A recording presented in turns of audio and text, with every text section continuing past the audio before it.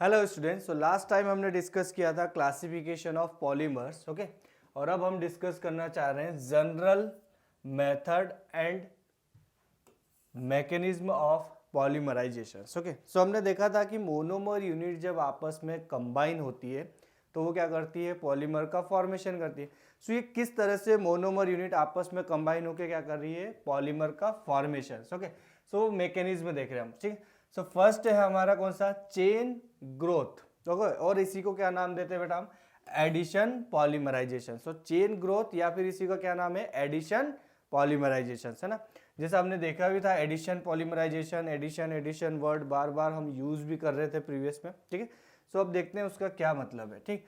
So addition का मतलब it involve a series of reaction, क्या कर रहे हैं बेटा, it involve a series of reaction each of which consumes a reactive particles and produce another similar ones, ठीक। अब देखते हैं इसका मतलब क्या हुआ। देखो, अगर सिंपली कोई एक रिएक्टिंग स्पीसीज है, ठीक है, रिएक्टिंग है ना, तो ये रिएक्टिव जो स्पीसीज है जो रिएक्टिंग कर रही है मतलब मोनोमर यूनिट्स है, ठीक।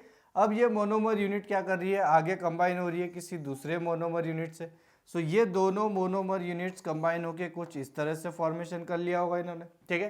अब इसके बाद में फिर एक और मोनोमर यूनिट इसके साथ कंबाइन हो रही है और ये फिर क्या कर रहे हैं, आगे बढ़ रहे हैं, ठीक है।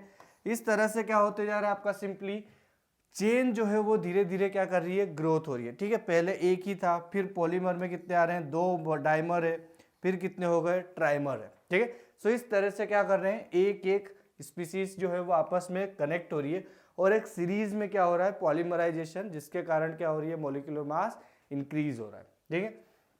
अब ये जो रिएक्टिव पार्टिकल्स है, ये रिएक्टिव पार्टिकल्स कौन हो सकते हैं, ठीक। यानी कि जो रिएक्शंस को क्या कर रहे हैं, इनिशिएट कर रहे हैं, इनिशिएट कर रहे हैं मतलब प्रारंभ कर रहे हैं, ठीक है, स्टार्ट कर रहे हैं, ठीक। अब ये जो फ्री रेडिकल हैं वो क्या हो सकते हैं, अलग अलग तरह के हो सकते हैं, ठीक है। कौन कौन से हो सकते हैं हमारे, एक तो फ्री रेडिकल्स हो सकते हैं और कौन से हो सकते हैं, आयंस, जो रिएक्टिव स्पीसीज जो रिएक्शंस को इनिशिएट कर रही है। आयंस में भी हमें पता है बेटा, या तो वो पॉजिटिव होगा या नेगेटिव, मतलब एनायन भी हो सकता है और केटायन भी हो सकता है यहाँ पर, ठीक है।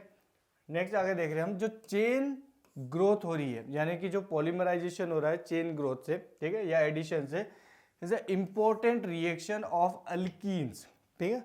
हमने देखा था अनसेचुरेटेड वाली चीजें हमने देखी थी, है ना। एडिशन पॉलीमराइजेशन में किसमें, अनसेचुरेटेड वाले आते हैं, और अनसेचुरेटेड कौन पार्ट है आपका, अल्कीन्स, या फिर क्या हो, कॉन्जुगेटेड डाइईन्स हो, ठीक है, या फिर क्या हो बेटा, कॉन्जुगेटेड डाइईन्स, है ना। कॉन्जुगेटेड में क्या हो जाएगा आपका, डबल फिर सिंगल, है ना, कार्बन डबल बॉन्ड, फिर सिंगल और फिर डबल, इस तरह के सिस्टम्स हो, ठीक है। तो उनमें क्या होता है, चेन ग्रोथ पॉलीमराइजेशन होता है, यानी कि इंपॉर्टेंट रिएक्शन है किसकी बेटा, अल्कीन्स की और कॉन्जुगेटेड डाइईन्स की, और Indeed of all kinds of compounds that contain carbon carbon double bonds, ठीक है। या फिर उनमें क्या होना चाहिए, कार्बन कार्बन डबल बॉन्ड, ठीक। मतलब ये जो एडिशन पॉलीमराइजेशन से या चेन ग्रोथ पॉलीमराइजेशन की जो स्टेप की बात कर रहे हैं हम, ये मोस्टली कहाँ पर हो सकती है, ये मोस्टली हो सकती है किसमें, अल्कीन्स में। और अल्कीन्स को ही हम क्या बोलते हैं, जिनमें कार्बन और कार्बन के बीच में क्या होगा बेटा, डबल बॉन्ड, या फिर उसकी मोनोमर यूनिट में क्या हो, कॉन्जुगेटेड सिस्टम्स हो, okay. It based on three mechanism. अब थ्री कौन से, पहले ही हमने देखा था आयंस भी हो सकते हैं और फ्री रेडिकल्स भी हो सकते हैं, तो इसके बेसिस पे हम तीन पार्ट में पढ़ते हैं इसे। एक क्या हो सकता है, फ्री रेडिकल मैकेनिज्म हो सकता है।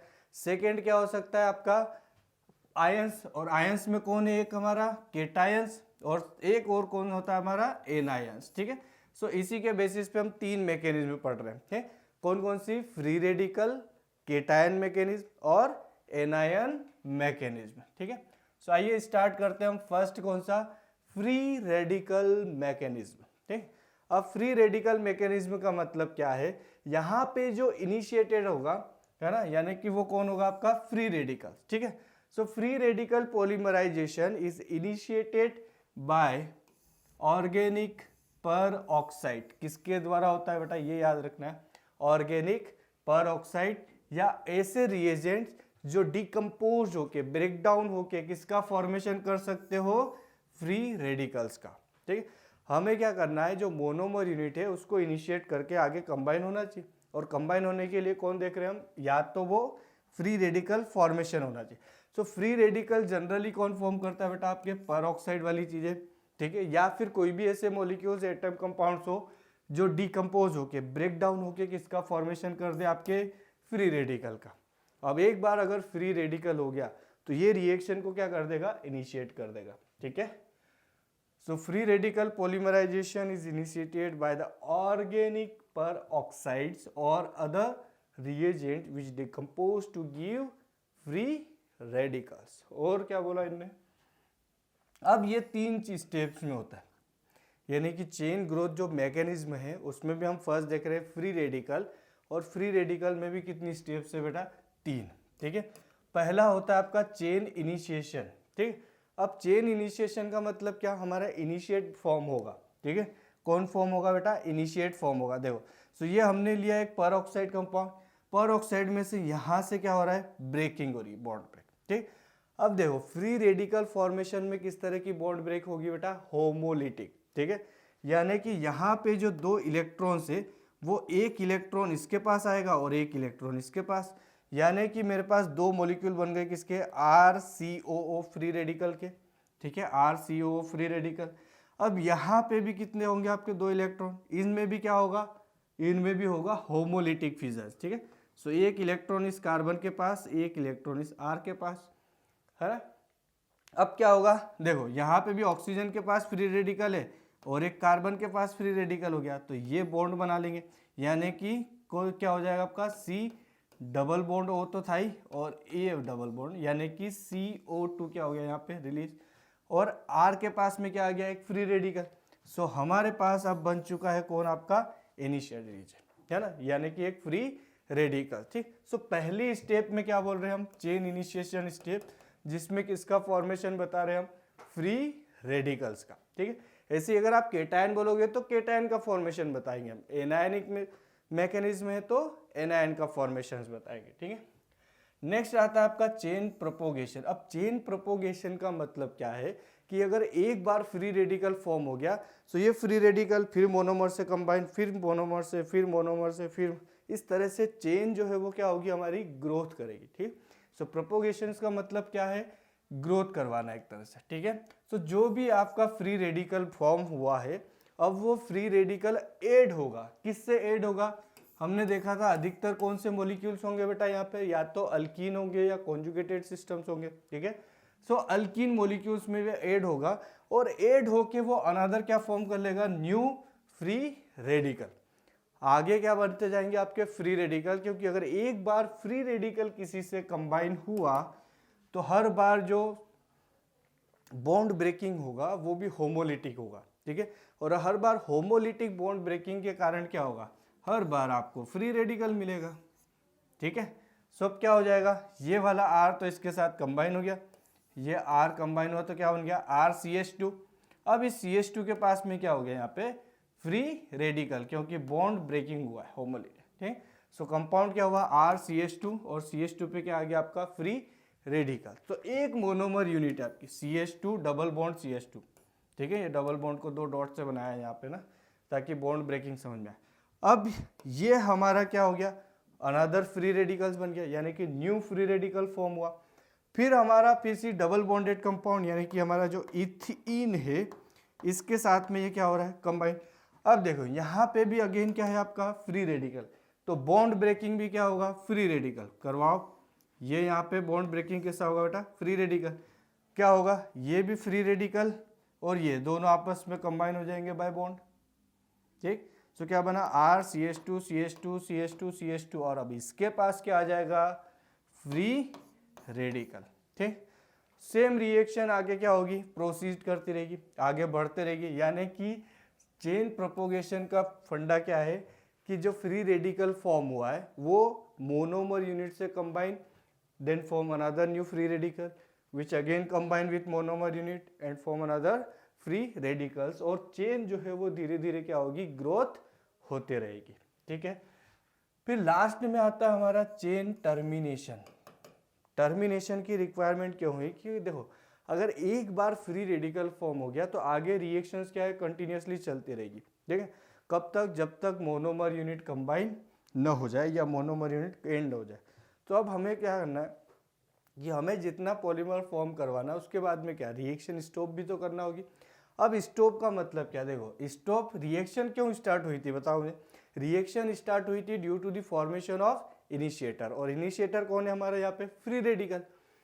तो यदि मुझे रिएक्शन को टर्मिनेट करना हो, स्टॉप करवाना हो, तो मुझे फ्री रेडिकल को स्टॉप करना है। यानी कि अगर रिएक्टिंग स्पीसीज में फ्री रेडिकल ही एंड हो जाए तो फिर आगे रिएक्शन होगी क्या? नहीं होगी, ठीक है। सो उस कंडीशन में जब चेन रिएक्शन हो रही है वो क्या हो जाए, आपके दो free radicals, two free radicals जो है वो आपस में क्या हो जाए? कंबाइन हो जाए। अब दोनों फ्री रेडिकल अगर आपस में कंबाइन हो गए तो फ्री रेडिकल फ्री नहीं बचा, ठीक है। सो उस कंडीशन में रिएक्शंस क्या हो जाएगी आपकी? स्टॉप्स हो जाएगी, ठीक है। दो मॉलिक्यूल लिए हैं बेटा, ठीक है, ये फ्री रेडिकल है, क्या हो रहे हैं? कंबाइन हो गए यहाँ पे ये दोनों फ्री रेडिकल्स के, यानी कि CH2 डैश, फिर क्या आ रहा है आपका CH2 CH2 और C, ठीक है। मतलब ये स्पीसीज ये जो है यहाँ से क्या हो रही है?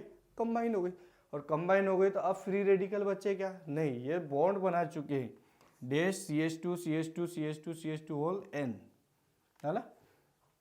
सो यहाँ पे जो दो मोनोमर यूनिट थी, ये दो मोनोमर यूनिट आपस में क्या हो गई है? कंबाइन हो गई। Got it? सो इस तरह से हमारा क्या बनता है? फ्री रेडिकल मैकेनिज्म कौन सा, ठीक। मोस्ट इंपॉर्टेंट नोट्स यहाँ पे लिखा है कि बेंजोइल और tertiary butyl peroxide are commonly initiated used, ठीक। इनिशिएटर यूज्ड कौन कौन से होते हैं? बेंजोइल या फिर टर्शियरी ब्यूटाइल पर ऑक्साइड्स, है। तो ये हमें याद रखनी है चीजें कुछ एक्स्ट्रा, ठीक। और क्या याद रखना है? फ्री रेडिकल पॉलीमराइजेशन जो होता है can also be initiated by a mixture of ferrous sulphate and hydrogen पर ऑक्साइड H2O2, ठीक। किसके द्वारा इनिशिएट कर सकते हो आप फ्री रेडिकल पॉलीमराइजेशंस को, है ना। एक तो दो नाम ये आए हमारे, एक कौन से? बेंजोइल और एक टर्शियरी ब्यूटाइल पर ऑक्साइड, और एक नाम आया FeSO4 प्लस H2O2। तो ये नाम हमें याद रखना है, ठीक। अब सेकेंड देख रहे हैं हम केटायनिक मैकेनिज्म। अगर आपको फ्री रेडिकल मैकेनिज्म समझ में आ गया तो केटायनिक मैकेनिज्म तो और भी इजी है, ठीक। बट क्या कंडीशन है? कंडीशन सिर्फ ये है कि फ्री रेडिकल को हम ले रहे थे इनिशिएटर के रूप में, अब कौन हो जाएगा हमारा? केटायन हो जाएगा, यानी कि पॉजिटिव वाली चीज है, ठीक है। So cationic polymerization is initiated by use of acid. अरे एसिड क्यों यूज कर रहे हैं? केटायनिक इनिशिएटर के लिए हम एसिड क्यों यूज कर रहे हैं? तो हमें पता है कि जो एसिड्स जो होते हैं वो क्या करते हैं? एसिड क्या करते हैं बेटा? Acid furnished hydrogen ion, H positive ion ना। सो अगर मैं H2SO4 को देखूं सो क्या प्रोड्यूस करेंगे ये? H पॉजिटिव आयन, ठीक है, एंड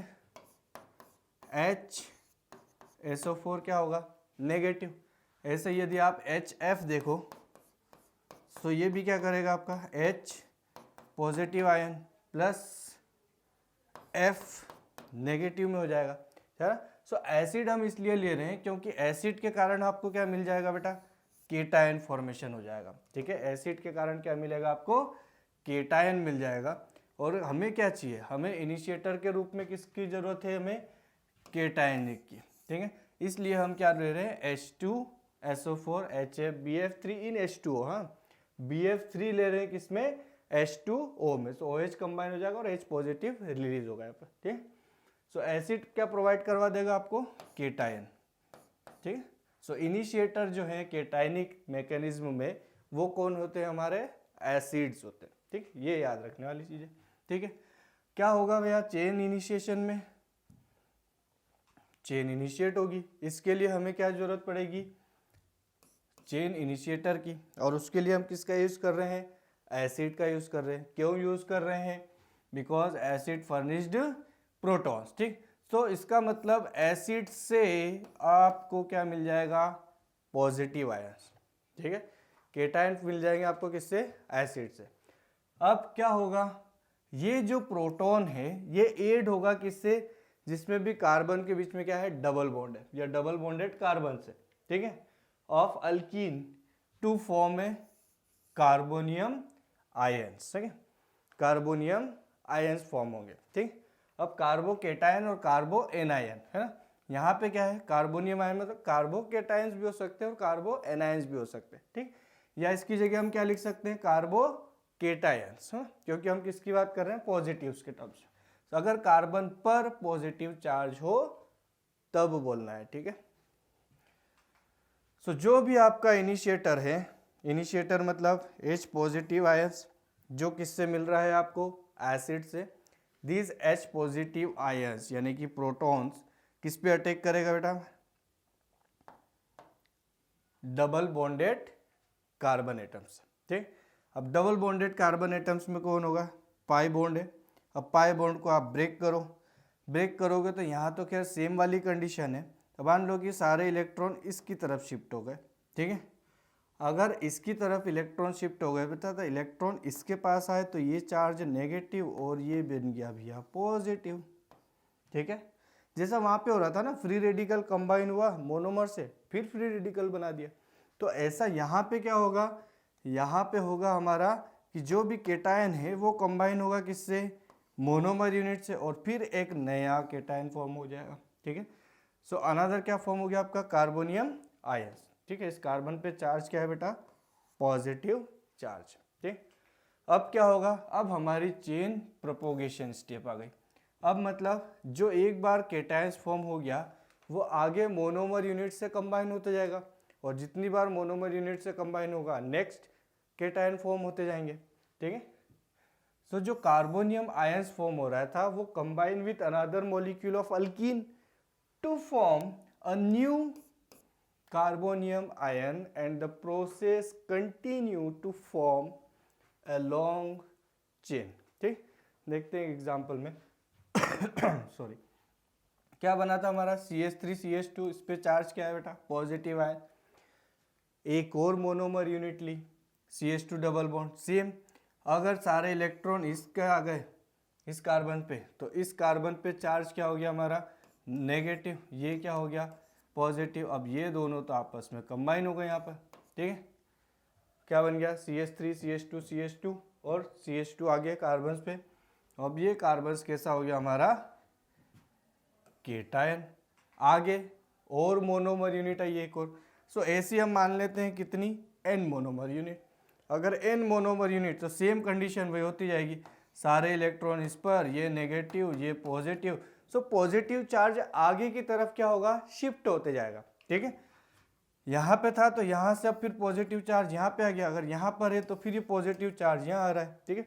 सो ऐसे अगर आप कितनी यूनिट ले लो बेटा, nth, तो nth यूनिट आपको मिल जाएगी किसमें, पॉलीमर में, ठीक है। और एंड में क्या रहेगा आपका, कार्बोनियम आयन या कार्बोकेटायंस, राइट।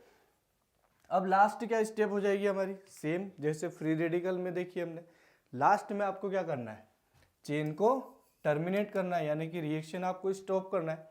तो स्टॉप करने के लिए क्या होगा, आपका जो कार्बोकेटायन फॉर्म हुआ है वो कार्बोकेटायन को आपको हटाना है। अब देखो कार्बोकेटायन फॉर्म कब हुआ था, जब H+ आयन कंबाइन हो गया था किससे, मोनोमर यूनिट से, है ना। एसिड ने क्या फर्निश किया था, H+ आयन, और वो H+ आयन किससे कंबाइन हुआ, मोनोमर डबल बॉन्डेड अल्कीन से, क्या। फिर आगे उन्होंने रिएक्शन स्टार्ट कर दी। जो H+ आयन हम दे रहे थे किसको, मोनोमर यूनिट को, वो वापस भी तो ले लो। अगर आप वापस ले लोगे तो क्या हो जाएगा, कंबाइन हो जाएगा, ठीक। So the chain may be halted by combination with negative ions और लॉस ऑफ प्रोटॉन। जो प्रोटॉन उसने गेन किया वही प्रोटॉन वो वापस डोनेट कर दे, ठीक है। सो ये वाली चीजें सारी क्या कर दिया इनने, जो H+ आयन है वो H+ आयन यहाँ से रिमूव हो गया in the form of positive electron H positive form में आ रहा है, तो अपने सारे इलेक्ट्रॉन इस कार्बन को उसने डोनेट कर दिया। तो ये हो गया हमारा भैया नेगेटिव वाला चीज़ है। सो नेगेटिव पॉजिटिव क्या हो जाएगी, कंबाइन। तो यहाँ पे बन गया हमारा डबल बॉन्ड, और H2SO4 जैसा था वैसा ही बन गया हमारा वापस, ठीक है। सो ये रिएक्शन क्या हो गई आपकी, टर्मिनेट हो गई पूरी, यार रिएक्शन को आपने क्या कर दिया, टर्मिनेट कर दिया, ठीक है। सो जैसा अब नेक्स्ट हम देख रहे हैं, पहला था हमने फ्री रेडिकल का यूज किया था इनिशिएटर के फॉर्म में, सेकेंड हमने देखा केटायन का यूज कर सकते थे, थर्ड हम देख रहे हैं किसका यूज कर सकते हैं बेटा, हम एनायंस का। तो जहां जहां आपने पॉजिटिव चीज की बात की थी, अब वहां पर क्या आ जाएगा आपका नेगेटिव पार्ट, ठीक है। यानी कि अब चेन इनिशिएट होगी किसके द्वारा, बाय एनायंस। ओके, समझ में आता है इतना, ठीक है। So these types of polymerization is initiated by anion, इसीलिए तो इसका नाम ही है एनायनिक पॉलीमराइजेशन, ठीक। अब यहाँ पे क्या यूज करते हैं आपके ओनली बेसेस या फिर न्यूक्लियोफाइल्स, है ना। केटायन में क्या यूज कर रहे थे आप, एसिड, यहाँ क्या यूज करेंगे हम, बेसिस, ठीक है। So it proceed through the formation of carbanion, okay, या कार्बो एनायन, है ना, नेगेटिव फॉर्म, ठीक। क्या होगी पहली स्टेप, अब तो याद हो गई होगी आपको, चेन इनिशिएशन स्टेप, क्या करोगे, नेगेटिव वाला पार्ट आएगा, न्यूक्लियोफाइल आपका अटैच होगा किसके साथ, मोनोमर यूनिट के साथ, ठीक है। अब यहाँ पे जो W हम देख रहे हैं, ये डिफरेंट ग्रुप हो सकते हैं, ये क्या हो सकते हैं बेटा, डिफरेंट ग्रुप हो सकते हैं, डिपेंड्स करते हैं किस पर, जो पॉलीमर हम फॉर्म करना चाह रहे हैं, जैसे विनाइल क्लोराइड है, टेफ्लॉन है, ठीक है। सो उस पर डिपेंड करेगा, यहाँ पे आप चेंज कर सकते हो ऐसा W, ठीक है। अभी मैंने क्या यूज किया यहाँ पर, W, ठीक। न्यूक्लियोफाइल क्या होगा, अगर सारे इलेक्ट्रॉन इस कार्बन पे चले जाए तो ये कार्बन बन जाएगा हमारा नेगेटिव, ठीक, और ये कार्बन क्या हो गया, पॉजिटिव, पॉजिटिव से न्यूक्लियोफाइल कंबाइन, क्या बना, न्यूक्लियोफाइल CH2। अब इस कार्बन पे चार्ज क्या आ गया बेटा, नेगेटिव आ गया, ठीक। आगे की स्टेप समझ में आती है सर, अब क्या होगा, चेन प्रोपोगेशन स्टेप, यानी कि जो एक बार हमारा इनिशिएट कार्बो एनायन बन गया, आगे वो मोनोमर यूनिट से कंबाइन होते जाएगा और कंबाइन होके क्या बना लेगा, एक लॉन्ग चेन का फॉर्मेशन, ठीक। सो ये हमारी फर्स्ट स्टेप वाली चीज है, ठीक। ये हमने लिया सेकेंड मोनोमर यूनिट, क्या होगा, ये इसके पास, तो ये नेगेटिव और ये पॉजिटिव, ये दोनों कंबाइन हो गए भैया, तो क्या बन गया हमारे पास, ये चीजें बनी। अब यहाँ पे क्या आ गया, नेगेटिव, वापस रिपीट करवाओ, रिपीट करवाओ। तो जो मेरी मोनोमर यूनिट थी, मोनोमर यूनिट कौन थी आपकी, CH2 डबल बॉन्ड CH, और इससे कौन अटैच है आपका, W, ठीक। अगर नेगेटिव चार्ज है तो फिर चीज है ना। अब तो ये वाली चीजें कितनी हो जाएगी हमारी, N, सिंगल बॉन्डेड, ठीक है, डबल नहीं होगा उस समय, क्या हो जाएगा, ये बॉन्ड ब्रेक होगा, तो CH2 W, है ना, डैश CH2 CH और W, ये कितनी यूनिट हो जाएगी आपकी, nth यूनिट हो जाएगी, ठीक है। सो ये क्या हो गया हमारा, चेन प्रोपोगेशन, यानी कि लॉन्ग चेन का फॉर्मेशन हो गया, ठीक। अब फिर लास्ट में क्या होगा आपका, लास्ट में क्या होगा, ये H ही होगा, लास्ट में क्या होगा आपका, इस जो केटायन फॉर्म हो रहा है जिसके कारण लॉन्ग चेन फॉर्म होते जा रही है, आप इसको क्या करोगे, टर्मिनेट, ठीक। सो नेक्स्ट स्टेप आ जाती है हमारे पास, चेन टर्मिनेशन या टर्मिनेशन। क्या करेंगे, वही एनायन वालों को आप कंबाइन कर लो, या एनायन जो है उसको H+ से वापस न्यूक्लियोफाइल रिलीज करा दो, ठीक। सो क्या किया हमने, जो N वाली चीजें थी ये पूरी नेगेटिव, अब क्या कर दिया, इसी को हमने प्रोवाइड करवा दिया एक H+ आयन, ठीक। जैसे इसको H+ आयन मिला, न्यूक्लियोफाइल अलग हो गया, जो एड था वो न्यूक्लियोफाइल क्या हो जाएगा, अब रिमूव हो जाएगा, है ना, ठीक है। सो ये तीन टाइप से हमने देख रहे हैं किसको, एडिशन को, है ना। किस किस तरह से कर सकते हैं हम इसे हम कर सकते हैं फ्री रेडिकल से, है ना, केटायन से और एनायन वाले इस पार्ट से, ठीक। नेक्स्ट स्टेप हम देख रहे हैं, चेन ट्रांसफर एजेंट कौन से होते हैं, है ना, ये मेन याद रखना है क्योंकि यहां से क्वेश्चंस आते हैं बेटा मेन आपके, ठीक है। Vinylic polymerizations, various other molecules react with main growing chain to interrupt the further growing of the organic chain, है ना, ये तो समझ में आता है हमें। विनाइल वाली चीजें कौन सी होती है बेटा, विनाइल जिस ग्रुप हो, है ना, CH2 डबल बॉन्ड CH और इससे डैश लगा दो, है ना, और इसी डैश की जगह हमने क्या लिखा था, W वाली चीज, ठीक। सो आगे इंटरप्ट होते हुए तो क्या करती है, ग्रोथ करने लगती है, ठीक। So these lead to lowering of average molecular mass of the polymer, such reagent are called chain transfer agent, ठीक। अगर आपको क्या करवाना हो, लॉवरिंग या एवरेज मोलिकुलर मास की कंडीशन, ठीक, सो उसके लिए जो यूज कर रहे हो उसी को हम क्या बोलेंगे, चेन ट्रांसफर एजेंट बोलेंगे, ठीक।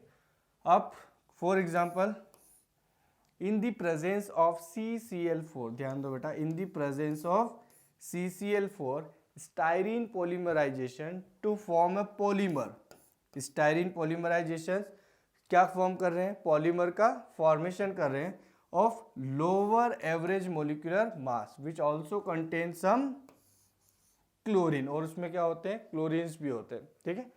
देखते हैं इसमें क्या बोल रहे हैं हम, CH2 CH जो ये वाली चीजें हमारी कौन सी होती है, विनाइलिक, ठीक है। अब इसमें C6H5 आ गया तो स्टाइरिन वाली चीजें, ठीक है।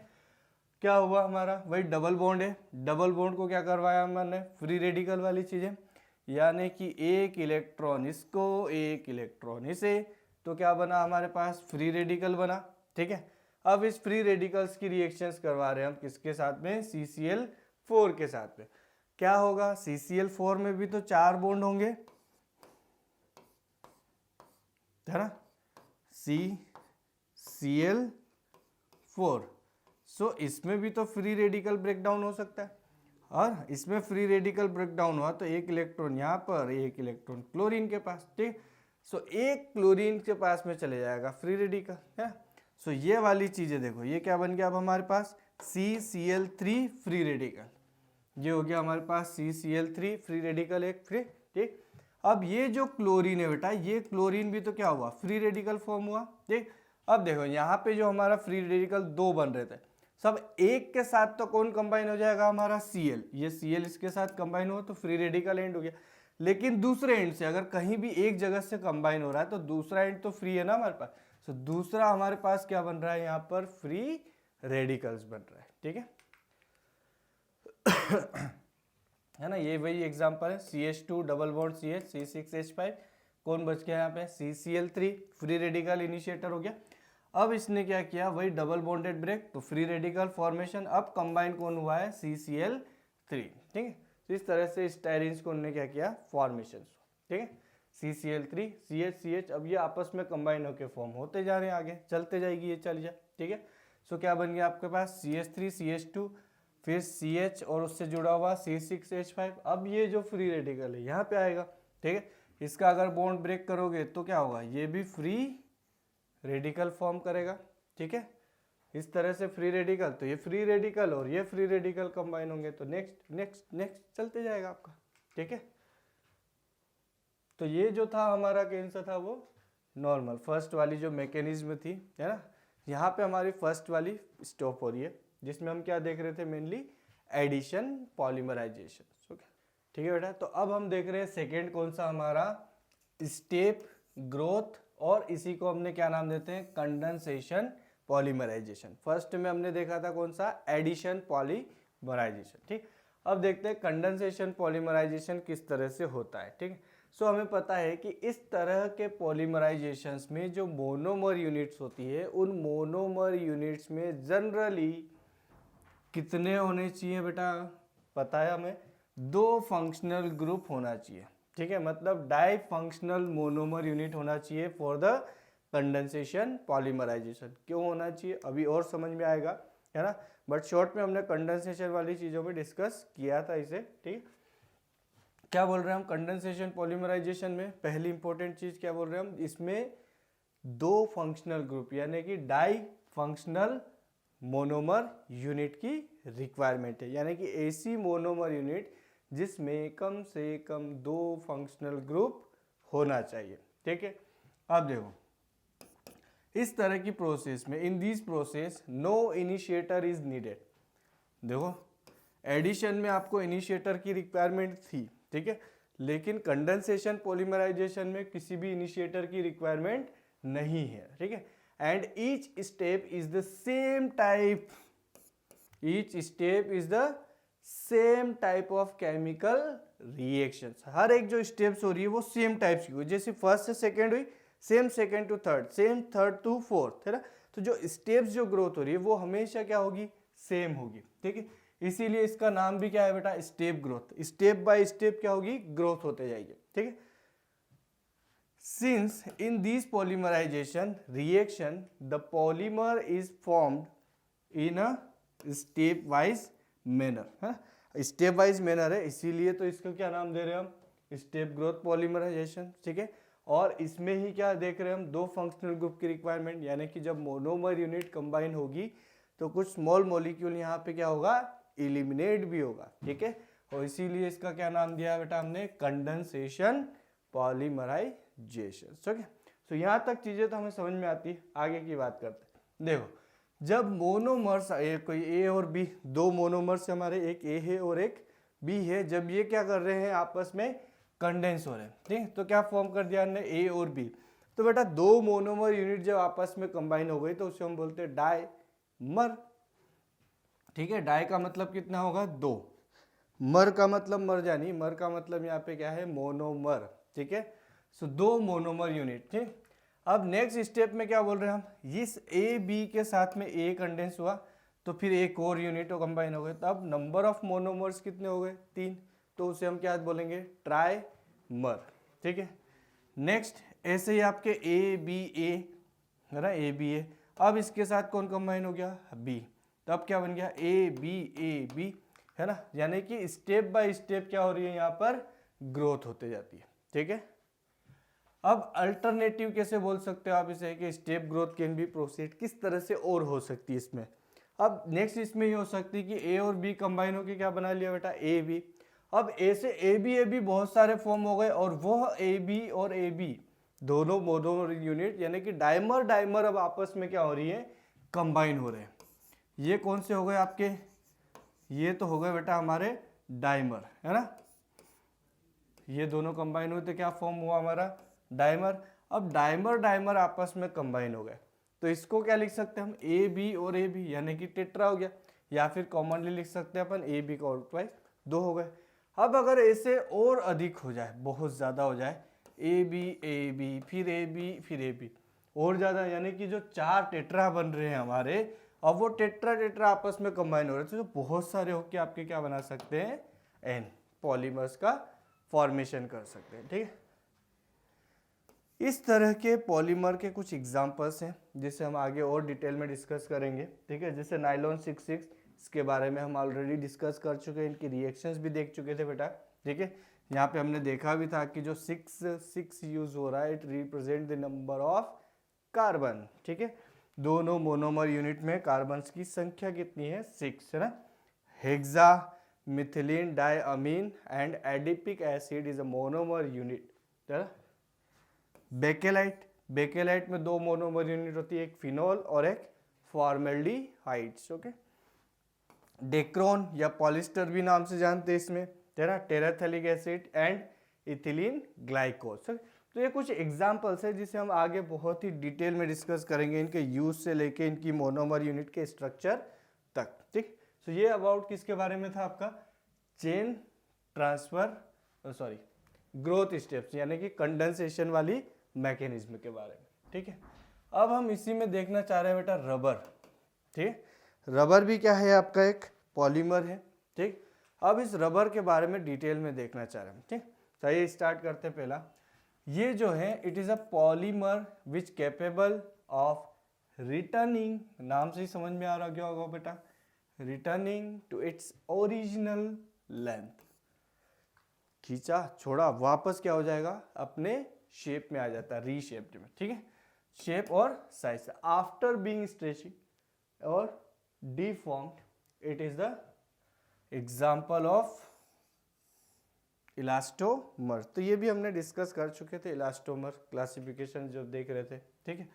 अब ये जो रबर होते हैं बेटा, ये रबर भी कितनी तरह के होते हैं, रबर आर ऑफ 2 टाइप्स। सब देखो, सब समझ में आएगा आपको नाम से ही। किस तरह का बोल रहे हैं अपन, फर्स्ट नेचुरल रबर, है। अब नेचुरल रबर भी समझ में आता है। सेकेंड होता है आपका सिंथेटिक रबर, नेचुरल रबर होते हैं और सिंथेटिक रबर होते हैं। नेचुरल मतलब जो नेचर में प्रेजेंट होंगे। सिंथेटिक मतलब जिसे आप सिंथेसिस करोगे, ठीक है। सो पहला देख रहे हैं हम कौन सा, नेचुरल रबर, ठीक है। अब यदि मैं नेचुरल रबर की बात करूं तो ये कहाँ से मिलते हैं, it is obtain from tree. कहाँ से ऑब्टेन होंगे बेटा, ये आपको पेड़ ट्री से मिलेंगे, okay. So it is obtain as a latex, है ना, वाइट कलर का एक सब्सटेंसेस होता है जिसे हम क्या बोलते हैं, लेटेक्स बोलते हैं, ठीक।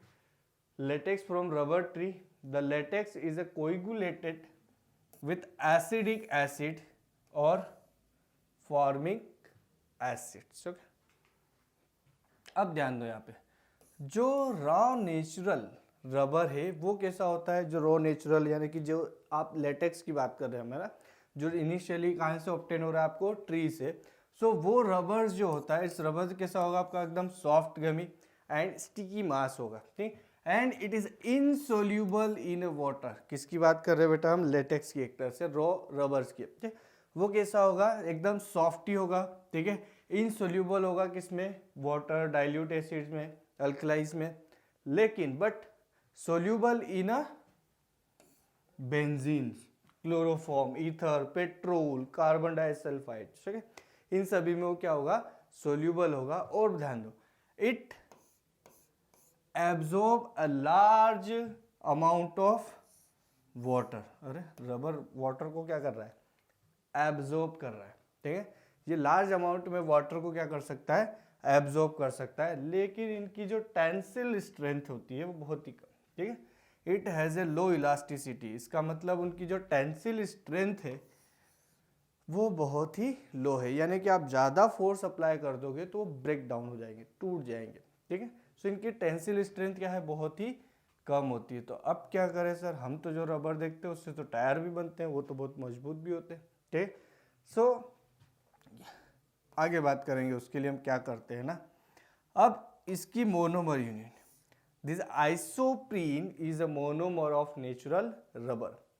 नेचुरल रबर की जो मोनोमर यूनिट है वो कौन सी है बेटा, आइसोप्रीन। एंड इस मोनोमर यूनिट्स में नंबर ऑफ आइसोप्रीन की यदि मैं बात करूं तो कितनी होती है बेटा, 11,000 to 20,000, ओके। जो आपस में क्या होते हैं, एकदम चेन में लिंक्ड होते हैं, कनेक्टेड होते हैं, ठीक। याद रखने वाली चीज आइसोप्रीन, ठीक है, दिख रहा हमें आइसोप्रीन। आइसोप्रीन की हमें एन यूनिट ले ली, ठीक है। मतलब ये भी एक तरह से एडिशन पॉलीमराइजेशन होगा, क्योंकि कॉन्जुगेशन है सिस्टम में, देखो डबल सिंगल डबल, है ना। अब क्या होगा, देखो ये यहाँ से यहाँ गया, क्या ना, फिर ये यहाँ से, तो ये दोनों यहाँ पे क्या बना लेंगे, डबल बॉन्ड फॉर्म कर लेंगे, ठीक। इसको बॉन्ड की कमी तो ये आगे जुड़ते रहेगा, अब ऐसे ये भी आगे जुड़ते रहेगा बहुत सारे से, ठीक है। सो इस तरह से आपको क्या मिल जाएगा, नेचुरल रबर, ठीक है। किससे मिल रहा है ये आपको, आइसोप्रीन से, ठीक है। अब आगे देखते हैं हम इसमें, नेक्स्ट है हमारा सिंथेटिक रबर। यानी कि अब हम क्या कर रहे हैं कि जो टेंसिल स्ट्रेंथ नेचुरल रबर की कम थी, उस टेंसिल स्ट्रेंथ को थोड़ा सा इंक्रीज करेंगे, थोड़ा सा क्या, बहुत ज़्यादा लेवल पर इंक्रीज करेंगे। सो उसको इंक्रीज करने के लिए आपको कुछ उसमें मॉडिफिकेशन करना पड़ेगा, कुछ रिएक्शंस करवाना पड़ेगी, तो वो जो ऑब्टेन होगा वो किस में आ जाएगा, आपका सिंथेटिक रबर में, ठीक। So synthetic rubber is obtained by polymerizing certain organic compounds, किससे, कुछ ऑर्गेनिक कंपाउंड से, which may have property similar to, जिसकी प्रॉपर्टी सिमिलर हो सकती है किसकी, rubber, and some desirable properties, या तो उसके अराउंड भी हो सकती है या फिर वो बिल्कुल उसी के अकॉर्डिंग भी हो सकता है, लेकिन हम चेंज इसीलिए कर रहे हैं ताकि उनकी टेंसिल स्ट्रेंथ इंक्रीज हो जाए थोड़ी सी, है ना, यानी कि हम उसका और बहुत जगह पे यूज कर पाए, इसीलिए तो हम उसको इंक्रीज कर रहे हैं, ठीक है। So most of these are derive from butadiene derivatives.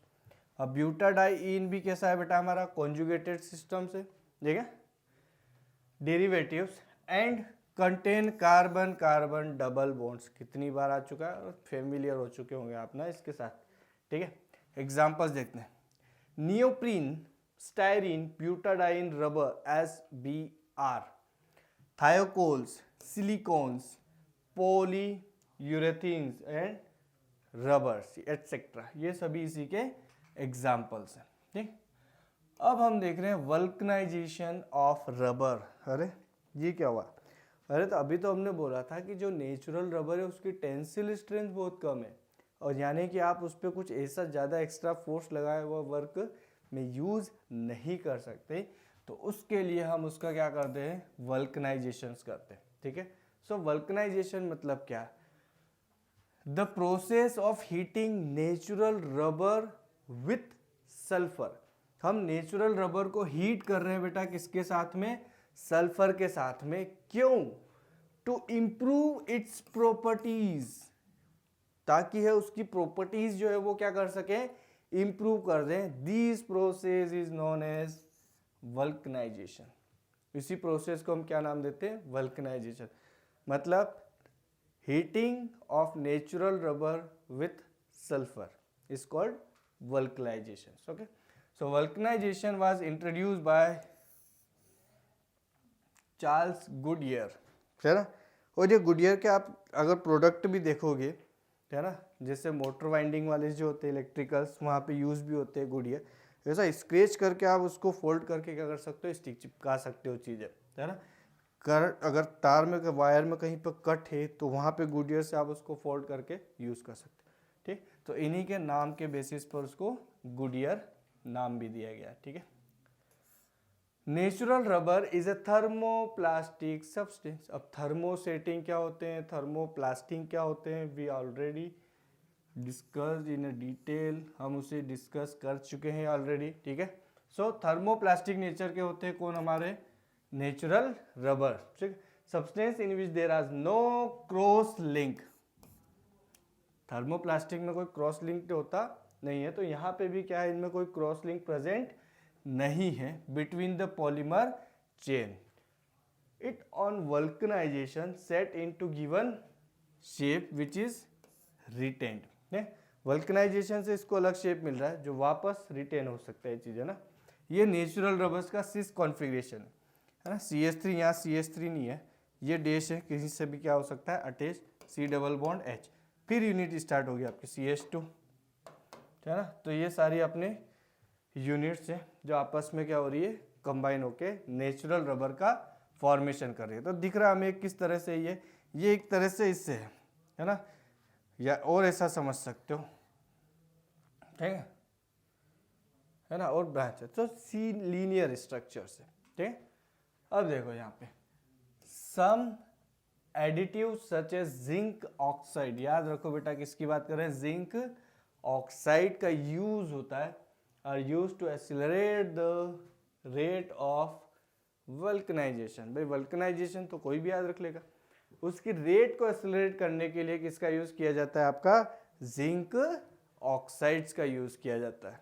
ठीक है, during vulcanization sulphur cross link. भाई अगर एक मोनोमर यूनिट है सल्फर की एकदम स्ट्रेंथ, फिर ये सल्फर आया, फिर मोनोमर यूनिट आया, फिर सल्फर। ठीक, सो इस तरह से वो क्या कर देते हैं, वहां पे sulphur cross linked form the double bond in the rubber molecules act as a reactive site. हमें पता है कि जो डबल बॉन्डेड होते हैं वो कैसे होते हैं, रिएक्टिव साइट्स की तरह ही काम करते हैं एडिशन पॉलीमराइजेशन में। सो जो भी डबल बॉन्डेड है आपके बॉन्ड्स, वहां पर क्या होती है, सल्फर की क्रॉस लिंक हो जाती है। ठीक, यानी कि जो डबल बॉन्डेड कार्बन है वो किसकी तरह वर्क करेगा बेटा, आपका reactive site. Now during the vulcanization sulfur form cross link at reactive site, यानी कि जो कार्बन कार्बन के बीच में जो डबल बॉन्ड है वो डबल बॉन्ड ब्रेक हो जाएगा। देखो डबल बॉन्ड है, ब्रेक हुआ, सो ये चेन और ये चेन दोनों आपस में कनेक्ट हुई है with the help of sulphur. ठीक है, तो वल्कनाइजेशन में सल्फर जो है वो क्रॉस लिंक फॉर्म कर लेता है, कहां पर, एट रिएक्टिव साइट। और रिएक्टिव साइट कौन सी है, जहां पर कार्बन कार्बन के बीच में क्या है, डबल बॉन्डेड है। ठीक, सो डबल बॉन्ड ब्रेक हुआ, केटायन एनायन वाली चीजें, तो इससे एक कंबाइन हुआ सल्फर, सेकेंड कंबाइन हुआ सल्फर। सो दो भी हो सकते हैं, या फिर एक कंबाइन हो रहा है तो बीच में डबल बॉन्ड आ रहा है। जो ब्यूटाडाइन में यहाँ और यहाँ पे डबल बॉन्ड था, उन्हें एक एक करके यहाँ पे डबल बॉन्ड बना दिया, लेकिन ये रिएक्टिव स्पीसीज हो गई, ये रिएक्टिव, यहाँ से एक सल्फर कंबाइन होकर क्या बना दिया, क्रॉस लिंक का फॉर्मेशन किया, ठीक है। The extent of stiffness of vulcanised rubber depends upon the amount of sulphur. अब ये जो नेचुरल रबर है, इस नेचुरल रबर की स्टीफनेस जो है वल्कनाइजेशन की, वो डिपेंड करती है कि आप कितना सल्फर यूज कर रहे हैं। देखो आप, for example about 5% sulphur is use to making tyre rubber, है ना। जो टायर रबर है उसके लिए अगर आपको फॉर्मेशन करना है तो उसके लिए आपको सल्फर की रिक्वायरमेंट कितनी होगी बेटा, सिर्फ 5% सल्फर, जबकि while 30% of the sulphur is use for making battery case rubber.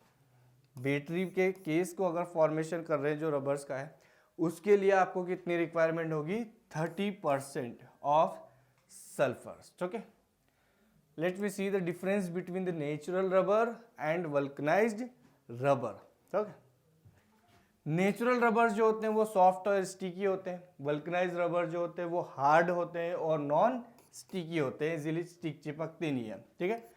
Natural rubber की टेंसिल स्ट्रेंथ क्या होती है, बहुत ही कम होती है, अगर ज़्यादा होती तो हमें यहाँ तक जाने की जरूरत ही नहीं पड़ती, ठीक है। सो इनकी जो टेंसिल स्ट्रेंथ है वो कैसी है बेटा, लो है, और इनकी जो टेंसिल स्ट्रेंथ होती है वो कैसी होती है, हाई होती है, ठीक है। किसकी टेंसिल स्ट्रेंथ हाई होती है, वल्कनाइज्ड रबर की, ठीक है। अब नेचुरल रबर जो होते हैं उनकी इलास्टिसिटी भी क्या होती है, लो, वल्कनाइज्ड रबर की क्या होती है, इलास्टिसिटी भी हाई होती है, ठीक है। It can be use over the narrow range of temperature 10 to 60, ज़्यादा करोगे तो नहीं हो पाते ना, लेकिन जो वल्कनाइज्ड रबर है उनको -40 से लेके 100 डिग्री सेल्सियस, मतलब वाइड रेंज है किसका, टेम्परेचर का, जिसमें आप वल्कनाइज्ड रबर का क्या कर सकते हैं, यूज कर सकते हो, ठीक है। लास्ट 5th देख रहे हैं हम, it has a low wear and tear resistance, और it has a high wear and tear resistance. यहाँ पे कैसा है, लो, यहाँ पे कैसा है, हाई, सॉरी, ठीक। आप गौर से देखोगे तो यहाँ पे सब लो ही चल रहा है ना, यहाँ पे सब कैसा चल रहा है आपका, हाई ही चल रहा है, ठीक है। 6, it is soluble in solvent like ether, carbon, tetrachloride, petrol and etcetera. कौन, नेचुरल रबर, ठीक है। और वल्कनाइज्ड रबर की बात करें तो it is insoluble in all the common solvent, मतलब ये इजीली क्या होते हैं यहाँ पे विजिबल, सॉरी सोल्यूबल नहीं हो पाते, ठीक। So is about the rubbers, okay.